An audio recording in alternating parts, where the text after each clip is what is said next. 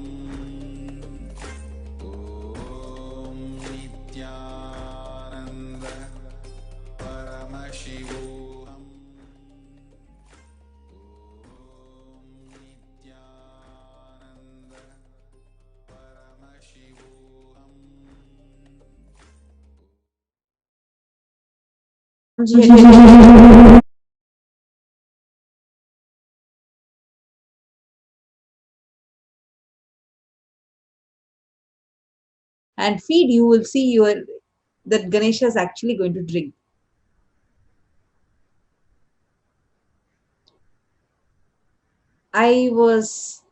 So everybody started trying, and so many people were starting to go, and they were able to feed the deities. I was a little reluctant. I was feeling like, okay, others are doing. Will I really be able to do? Of course, I had done other powers, but will I be able to do? A lot of such doubts were coming inside me. And I did not do the first day, second day. It was actually for 4 days continuously, so I'm just telling everybody to do. And on the 4th day, Swamiji had told in Satsang, today everyone will surely do, and today is like the final day, all of you ensure you just try once, you'll be able to do. For me, I always relate to my Atmalinga more.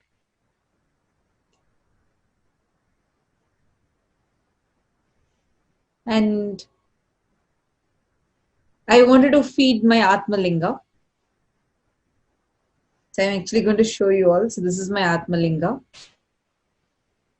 So I related with my Atmalinga more. So I thought, okay, Swamiji is telling, let me try. What I did, I took a spoon of milk and I started chanting Mahavakya. I kept almost for an hour or something. I kept. Nothing happened. Not even a little, not even one drop had like reduced or anything. Then I was like, okay, it's not working for me probably. Then I was like, no. Swamiji has told it will happen. Let me again try. So I again prayed to Swamiji and again I started chanting Mahavakya. I just took the spoon and kept it next to my Atmalinga. Suddenly the spoon just jerked. In like less than 20 seconds, the whole spoon became empty. I even have a video. I'll be showing you all the video proof. So this is how the whole power just manifested for me. It was like really, for me, every time I feel like the powers just manifest in a beautiful, miraculous way. Every time, whenever that self-doubt hits, instead of cherishing that self-doubt, instead of saying, oh, okay, I cannot do, when the shift happens, I'll be like, okay, Swamiji, please do it for me. And in a few minutes, the whole power just manifests. And I'm really excited that today, all of you are going to be manifesting this same power. How many of you are really excited about this? How many of you want to manifest? Great. So just in a few more minutes, I'll be showing you all, see, when you start seeing, right, like when people are manifesting this power, first you will start understanding your biomemory and your muscle memory will start understanding that there is a possibility of that to happen. So just give me a few minutes and I'll be showing you all the videos where people are actually feeding the deities.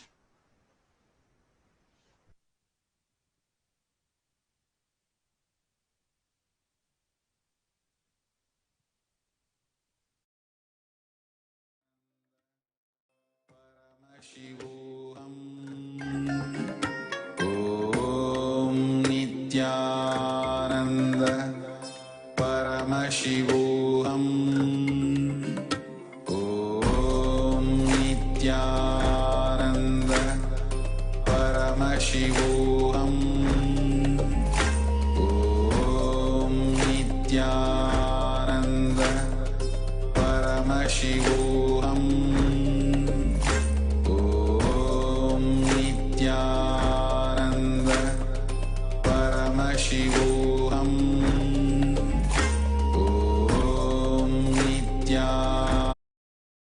Nithyanandam, as we all get ready to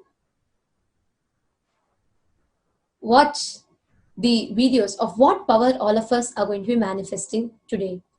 All of us need to understand why we do this. Usually, what exactly happens when you see the Nithyananda yogis manifest the Shaktis? I'm sure all of us we all learnt about the Avatar Shastra. We all learnt about the how exactly the mirroring of neurons happens. What exactly is darshan? Now, what exactly happens when you see a Nithyananda yogi manifest this? Actually, sitting amongst all of us itself, there are so many people that have already manifested this Shakti of feeding the deities. Now, what happens when we see a Nithyananda yogi manifest the Shakti? Or when we see Swamiji doing the darshan, diksha, when he initiates us into extraordinary Shaktis? So now, how many of you have had this one incident all of us will have this incidents in our life where we all will go for a movie, especially if we are young and we are having, a lot of friends, and we'll be like, let's go for a good horror movie. And then we watch a horror movie, and then we're like, oh, nothing, I'm all fine. And then we come back home when we are in our bedroom alone. Even if the curtain moves a little bit, we'll just start getting the scenes from that horror movie. Even if we hear a little bit of a spoon somewhere falling in the kitchen because of wind or say something, but we immediately think, oh my God, my house is haunted. The ghost is following me all the way from theater back home. How many of you have had such situations? Raise your hand. I'm sure everyone would have had this situation. Watching good horror movies, then come back home, and you'll not be able to get off the hangover of that horror movie that you have watched. Why does that happen? Same way, you go for a movie and you're a person who is never emotional, you're all fine. You go and you see a very emotional scene and you see the hero is crying, the people around him is crying, everybody is crying, and then tears come in your eyes also. You feel so affected by it. Especially Indian women who watch serial will be able to relate to this. You see all the serial scenes and then you start relating to it, and then you're like, their problems on the screen becomes your life problem. You start worrying about their problems more than your own life. Understand, somewhere or the other, all of us continuously start mirroring the things that we see, especially when you like. That is why if you like a celebrity, if you like one particular movie, if you like something, you will start imbibing that in your life. This happens to everyone. Be it if you're one of the person who never gets touched by any scenes or whatever it is, but unconsciously or consciously, for all of us, we do get affected by the scenes. Whatever we see outside, our brain starts trying to mirror those activities. That is why when you see a scene, when you see a sad scene happening on the movie, and when you come back and in your life if there is some issue, then you will immediately remember that emotional background music will run in your mind in that scene when you're dealing with it. That is because all of us, consciously, unconsciously, we all start mirroring what we see. When you idealize something, you have your favorite icon. You want to become like that person. When you watch that person's videos, when you watch how that person talks, walks, you will start trying to behave like that person. Your brain will try to picturize, oh, if that person is there, then how will he behave? How will that person do? How will this person do? Our brain will start mirroring those neurons. This is what we call as Shakti Pada, where we start mirroring those people's neurons. Now, in a normal human being itself, if it happens at this level, then imagine what happens when Paramashiva stands in front of you. The God that you worship. Remember that there are billions of people on planet Earth. that go to temples, that worship, that pray, that wait for having a glimpse of Paramashiva. But out of those billions of people, it is just this group, it is just us who are blessed enough at least to know this science exists and to know that an avatar has happened exclusively for us.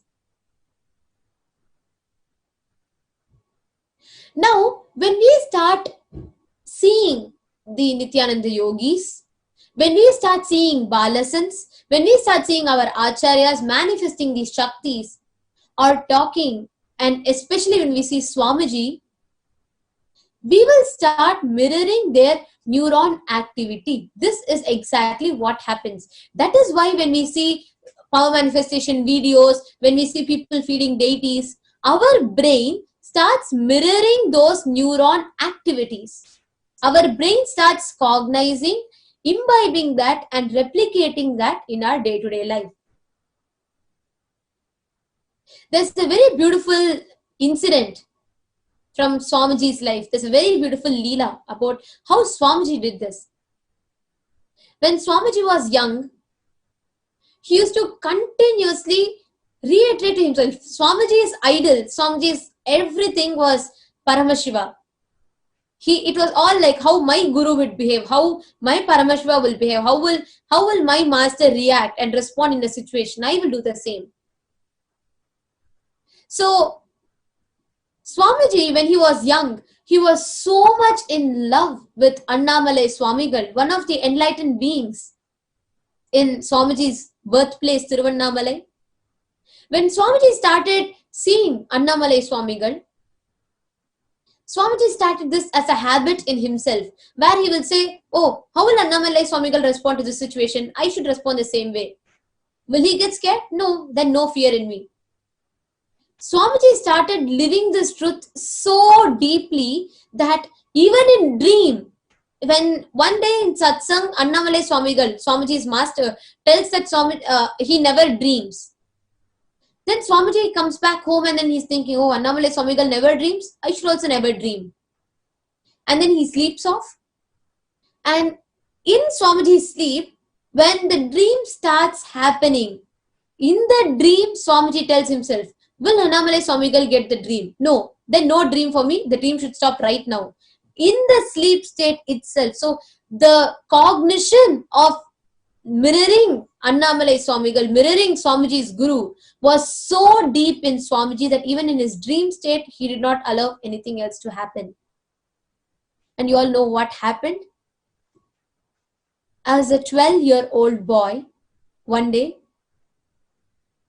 Swamiji was walking around the sacred hill of Arunachala. It's a hill in Swamiji's birthplace, in Tiruvannamalai. So what happens is, Swamiji is walking around, he's a young boy, and he's doing the circumambulation of hill. So Tiruvannamalai, the place in which Swamiji was born, that hill itself is considered as a deity, as Paramashiva. So Swamiji, as a young 12-year-old boy, he was in love with Paramashiva. So for him, any chance he got, he would love to go around. So what Swamiji did, he started circumambulating. He started walking around the hill by himself. A small boy. It was night time. And halfway through, Swamiji is walking, and that too, at that age, Tiruvannamalai was a small town, a village. And there were no much lights, there were no much roads, etc. Especially around the hill area, majority of it was forest. So Swamiji had to cross, in his circumambulation path, he had to cross a particular grave area where they used to cremate people. So what happened? Swamiji was walking, it was night, dark. There's this just imagine this scene. It's all dark, it's cold, it is night, around 12:30, 1 a.m. And it's all death, silence, there's no noise of anything other than Swamiji's own footsteps. A young 12-year-old boy is walking by himself, remembering his master and remembering Paramashiva. He's blissfully walking. And suddenly, he notices that there's one group of dogs. That is standing. Imagine 12-year-old boy at night time is noticing a group of dogs in a graveyard. And this group of dogs are all like crowded in somewhere, and then Swamiji is just standing there. And then he realizes that they are not dogs. They are hyenas. And that 12-year-old boy realizes that those hyenas were eating one of the dead bodies that were there that had come up from the ground because of rain, etc. And he could see that one of the hyenas were holding the, they were all eating the meat and flesh of a dead body. What will we do? Leave alone being a 12-year-old boy. Even if you are a 70-year-old adult, we would have a heart attack spot on, and we would also just fall there dead. Imagine you're all alone, there's no one, and you're standing in between a forest, and then you're facing this. What happened? What Swamiji did? He stood there. He clearly saw the moment he came face to face with the hyenas, that to eating dead body as a 12-year-old boy. He just stood there. He saw it. He asked himself, what will Annamalai Swamigal do? What will my master do in this situation? Will he have fear? No. Then let me not have fear. The moment Swamiji cognized that entire set of hyenas just went. There was one old man that came out of nowhere, shooed that entire set of hyenas, and it all went. Swamiji continued walking, and never again did fear come back to Swamiji ever. This one incident shows how deeply mirroring of what our master tells, living what our master tells. When Swamiji tells that you can feed the deity, when we all just sit with that cognition, we start mirroring the neurons which Swamiji tells. The exact neuron activity that happens in Swamiji, we will be able to start mirroring it in our life. That is exactly what happens in our day-to-day life. When you feed a deity, you're having a deity in front of you, how exactly you start manifesting that? You will be able to mirror what exactly Swamiji lived, what exactly Swamiji demonstrated in his life as a 12-year-old young boy. That is what all of us are going to be experiencing today. Just saying yes to the master, and then you will see how simply it will just start happening. We will all be able to mirror the neurons, and we will be able to make this Shakti as a reality in all of our lives. So, let us all get ready to experience this science. What exactly Swamiji lived and showed to all of us, to receive this science as an initiation today. And we will all be now seeing how we will apply this science in our day-to-day life. What exactly, when we talk about Ganesha, when we talk about feeding deity, what exactly is the science? What is a powerful cognition behind this? Every science, every Shakti, every deity embodies a powerful cognition. So before we enter into that segment, I would like to remind, I am seeing many of us are not having our cameras on, and some of us are not having the cameras facing us. I request all of us to make sure that we are facing the cameras. Please let us take a few minutes. We have our digital security team that is here, that will help all of us. So kindly please, let's all make sure we are sitting visible in front of the camera.